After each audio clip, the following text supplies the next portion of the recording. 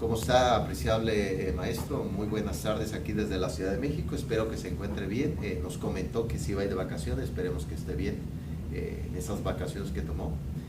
Pues bueno, aquí voy a hablar, que me toca precisamente el libro de La filosofía en el aula de Matteo Lippmann. Inclusive hay otros autores muy interesantes que lo vamos a comentar, de Margaret, de Frederick, que precisamente es parte de la filosofía en el aula, pero sobre todo me gustaría comentar algo, apreciable maestro. Este libro yo lo toqué también en mi tesis de investigación, que ya la terminé.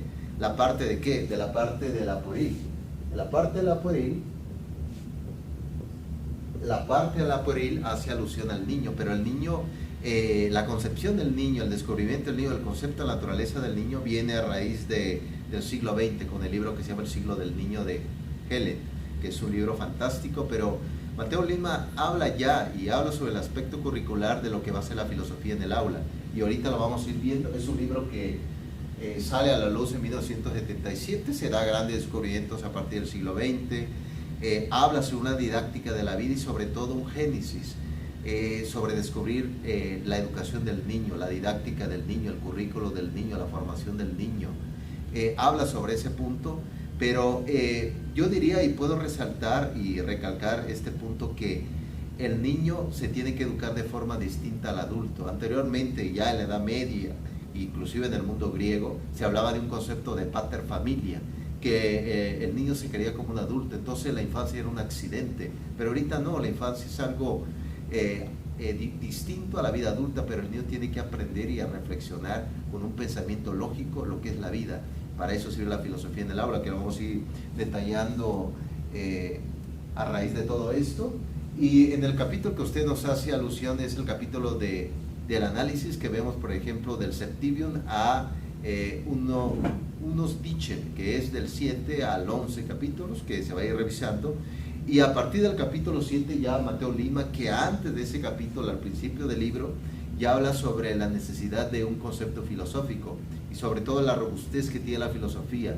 No una filosofía del siglo XXI, sino una filosofía desde el siglo V, desde el siglo VI. Inclusive hablar de un poco de la filosofía helenística, y va surgiendo a raíz de un bosquejo histórico. Es decir, la propia filosofía tiene una base histórica, una base detallada y sobre todo un pensamiento lógico. Nos puede ayudar un Epicuro, nos puede ayudar un Platón, nos puede ayudar incluso un San Agustín, un Tomás de Aquino, sobre darle ese significado a la vida. Entonces el capítulo Septivium, que es el 7, habla a raíz de esta preposiciones educativas de la filosofía para niños.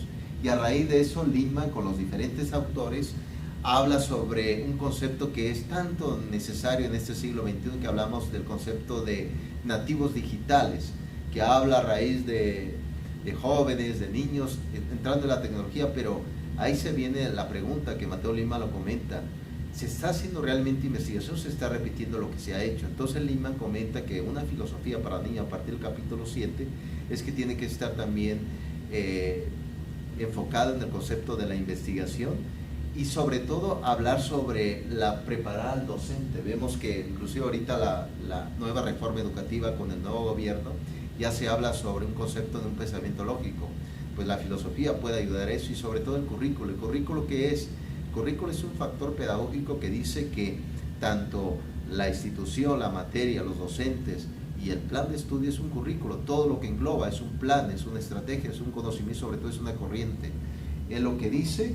Y a raíz de todo eso, habla sobre un concepto de que preservar la dignidad de la propia filosofía. Es decir, la filosofía siempre ha sido contradictoria, siempre ha sido enfocada, siempre ha sido como escandalosa seguir con ese tipo de filosofía. Puedes abordar a un niño, puedes abordar, inclusive dice Lippmann, a la vida del propio pueril en la parte educativa a raíz de esa naturaleza de la filosofía. Habla también sobre que la propia filosofía toma diferentes formas. En efecto, habla, inclusive ahorita va a dar un bosquejo de los diferentes años de cómo introducir el concepto lúdico, el juego, la literatura, obras de teatro, obras de títeres, peripatos, un sinfín de cosas. Y a raíz de esto habla sobre el concepto de la investigación ética. Es decir, aquí es claro que el que da clases, el docente, tiene que tener una robustez y sobre todo una solidez moral para que pueda dar clase, porque los alumnos toman ejemplo del docente, un ejemplo imitativo muchas veces, pero tiene que ayudar mucho para el crecimiento del joven. Por eso es importante el factor moral del propio docente. Y aquí en el capítulo 8, habla sobre ya un concepto del currículo, de la filosofía para niños, es decir, de cómo se da la planeación. Y a raíz de eso habla y expresa la inquisición de un lenguaje y un método. Un método es camino, como sabemos, y a raíz de eso se tiene que ir formando el niño.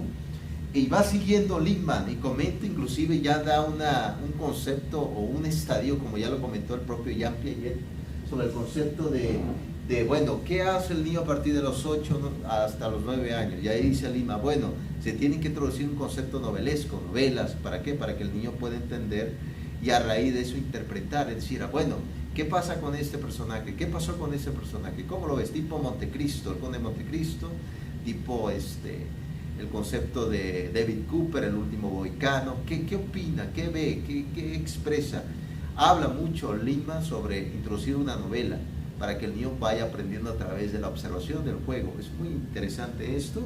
A partir de los 10 a 11 años, habla ya de un razonamiento lógico a través de una novela. Es lo que habíamos hablado de la etapa anterior, el primer estadio. Aquí habla sobre un pensamiento lógico, es decir, sí, háblame de tus emociones, son importantes, pero háblame desde el punto de vista científico. El niño también puede ir aprendiendo esa parte. Vemos también que a partir de los 11 años, ya vemos como el concepto de la objetividad, discutir, bueno, ¿por qué existe esto? ¿Por qué es así? ¿Por qué no es de otra manera? Interesante. A partir de los 12 a los 14 años, aquí ya habla como, bueno, ya hablamos de la parte de la juventud, el punto del conflicto, un poco así como la autoridad de los niños, y ya habla sobre que se acentúa un poco más de un concepto y un poco de especialización del filosofar. Bueno, profesor, ¿por qué dice usted esto? Interesantísimo esa parte, pero sigue todavía latente el factor novelesco. Y a raíz de los 14 a los 16 años, habla ya precisamente ya trabajos dirigidos, trabajos llevados a la casa, al ámbito familiar, y sobre todo recalcar esa parte. Y aquí comenta un libro del propio Lippmann, que es el propio Mark, que habla sobre un muchacho en sus conflictos, cómo va resolviendo. Ese tipo de novela filosófica ayuda para que el sujeto se pueda identificar con ese personaje y resolver factores de la vida. A partir de los 17, 18 años, aquí ya vemos ya un pensamiento complejo, un poco más revolucionario, vemos ya planteamientos ya más complejos. Y sobre todo, lo que comenta Lippmann es que el sujeto, que es la persona y sobre todo el niño, sea sustentable en el pensamiento, y sobre todo esa sustentabilidad lo va a ayudar para que él pueda también evitar el peligro. Por ejemplo, un niño que está en la calle, anda jugando en el parque, se acerca un hombre y le dice, oye, quiero que vengas conmigo a esto. Y si el niño ya tiene ese pensamiento lógico, filosófico, puede evitar una tragedia, puede evitar muchas cosas. Entonces, el conocimiento racional te ayuda a tener un conocimiento preventivo sobre la vida. A raíz de todo eso ya nos brincamos al capítulo 9 y al 9, que aquí comenta sobre la metodología, es decir, las enseñanzas, cómo se va a llevar a cabo.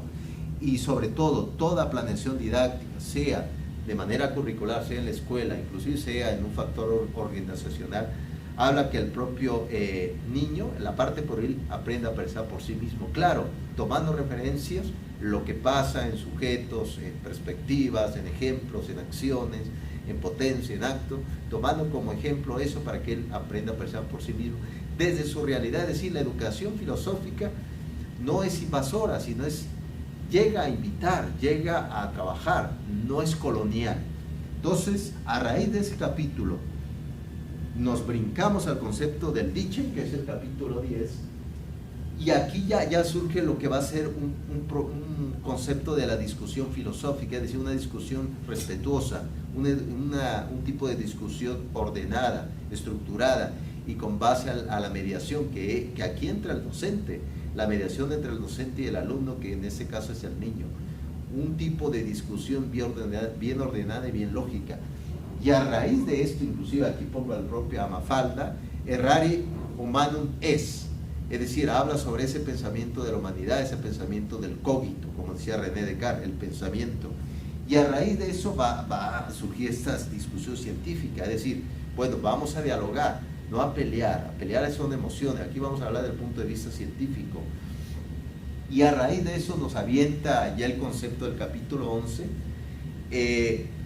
esa invitación. Por eso siempre he dicho que el propio docente que trabaje dentro de la filosofía en el aula tiene que ser sobre todo empático y simpático. El concepto del humor es importante en el aula de clases, y a raíz de esto generar, y esa frase yo lo tomo del propio Jean Piaget, que él dice que se tiene que generar contradicciones en el aula, porque la contradicción genera progreso. La normalidad, bueno, es así y así vivo, pero la contradicción genera en el niño crecimiento. Y sobre todo ese crecimiento, ¿para qué? Para que sean argumentos que tengan consistencia y sean coherentes en la vida. Esa coherencia nos ayuda, y sobre todo es importante lo que dice Lippmann. La propia filosofía en el aula le tiene que dar al docente herramientas para pensar y para argumentar bien, sobre todo para el crecimiento profesional del docente, pero sobre todo ayudar a la niñez, esa niñez que se está recuperando en este siglo XXI, perdida en el siglo XX, recuperada también, pero sobre todo una niñez que sea feliz, próspera y sobre todo argumentativa. Muchísimas gracias, apreciable maestro. Pues este es el trabajo de la filosofía en el aula. Le agradezco mucho y termino con esta frase: Deus es amoris, gratia plena.